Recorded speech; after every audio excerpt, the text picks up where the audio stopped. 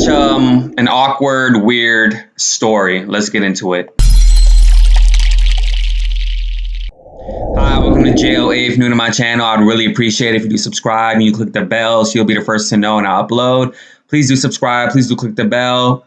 Also, if you feel like I'm worthy of your donation monthly, patreon.com/JOA. Thank you so much for the support. I want you guys to watch Aaron Navarro speak, and I'm going to come back with some more. You worked for CNN. Are you surprised to see him back on the air? You know, actually, I'm not surprised he's back on the air, but I will tell you, when I saw that interview, oh, God, how embarrassing, how humiliating. I kept thinking to myself, if I have to go on live TV and explain to the nation why I masturbated on a Zoom call, I think I'd rather go sell avocados under I-95 than get my job back on TV. Look, I think some instances of sexual harassment are black and white. Some instances are more nuanced. In this case, he was not sexually harassing anybody. He didn't have the intent to sexually harass somebody. He was sexually harassing himself, maybe, okay? He was on a Zoom call. It was an accidental exposure. It was not a CNN Zoom call. It was with the New Yorker, from where he has been terminated and faced consequences.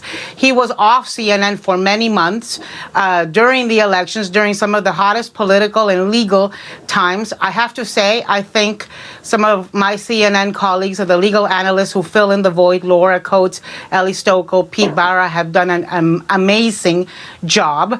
And I also think CNN is a for-profit business. If viewers don't like it, then they should make their views known. If they want to have some grace, if they want to say we're not going to cancel a guy because he made a stupid mistake, I think his bigger problem is, frankly, with himself, with his family, with his wife, than it is with his CNN colleagues, because it was not something that was done to us. It was something stupid, horrific, kinky, freaky that he did, but it wasn't something he was trying to do to us, his CNN colleagues. You know, something that I'd like to say, though, I saw a lot of people on the right come after CNN, come after Jeffrey Toobin. And look, man, if you've been supporting a president who we all heard boast about sexual assault on tape and on video, a guy who's got allegations that he denies of sexual harassment, a person who did hush money payments to a stripper, then you really have no moral standing to get faux outraged over Jeffrey Toobin doing what he did. So this story is really awkward. I actually watched his interview on CNN, the full 13-minute, and the clip was posted on about several days ago. But I mean, The View just decided to cover it today. And I guess who would be a greater person to talk about it other than Aaron Navarro, because she's also a CNN commentator. But it's weird because in my mind, if you go back and you look at the Zoom video, you can't really see anything. You just see him get up, at least the video that I saw. You see him get up, grab some napkins, get some lotion, and proceed to try to unzip his pants. And so clearly he's probably thinking that he is off camera, but I'm just like, that doesn't justify the case at all. You know, you got to understand, this man is a legal analyst for CNN. This man is a former prosecutor. This man in his career has talked about scandals of, sexual assault, about sexual harassment, and not to say that he assaulted anyone or harassed anyone, but what goes in the back of my mind is, like, I've been on live stream with you guys, I've said, hey, I'm going to go use the restroom, and I turn my camera off and I put it on mute, and but what goes on the back of my mind as well is, like, it's unprofessional, number one. Number two, it's like, what made you even think, regardless if your camera was on or off, or if you thought it was on or off, what made you even think to even do something like that during a working call? You're on the clock, you're on the working hours. I don't care how long you've been an analyst for CNN. I really don't care how much of a great reputation, a great rapport you have with this network. It's like, what was in your mind? Did you really had an urge, like a strong damn urge during the moment of the Zoom call? I mean, to me, regardless if you were on camera or off camera, you should have done this shit before you started on working call, and you should have done it after, or after, and or some people do it twice in a day. A lot of people, they have different levels of hormones and sex drive. So it's just, there's no justification to this. CNN surprisingly gave him a second chance.